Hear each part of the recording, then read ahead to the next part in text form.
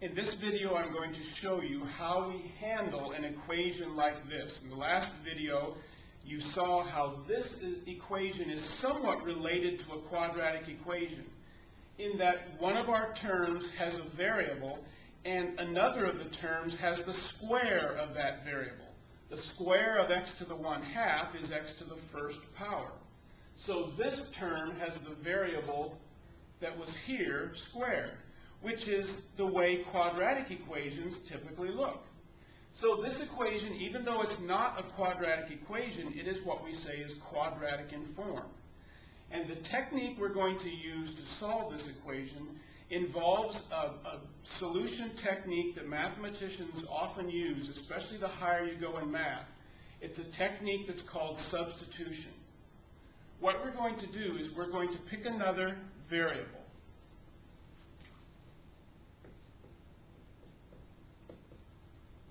And we're going to let that variable equal this variable, x to the 1/2.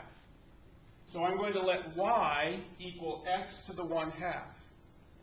Well, what would that make y squared?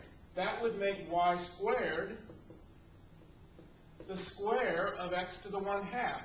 And we saw in the last video the square of x to the 1/2 is x to the first. Because remember, you multiply exponents when you raise a power to a power. 1/2 times 2 is 1.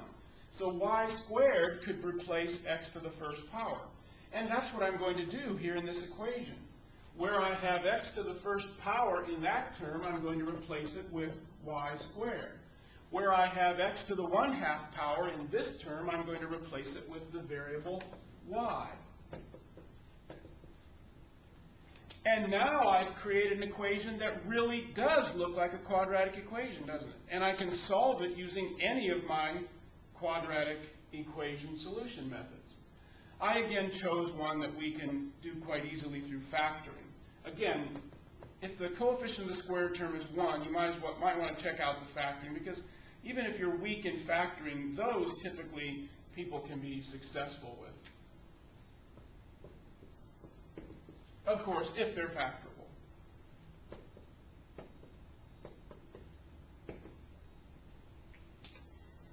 Wouldn't this pair of binomials produce that trinomial if we multiplied with FOIL? So the two solutions here are y equals -9, y equals 2. Now, what do we do at this point? We substitute back. What was y holding the place of x to the 1/2 power?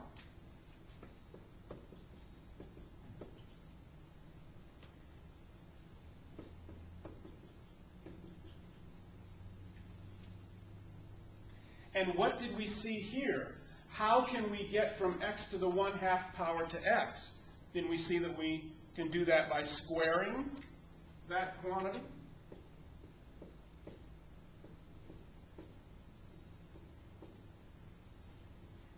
X to the 1/2 power raised to the second power is x to the first. The square of -9 would be 81. Here, x equals 4. And we have found these two solutions to that original equation.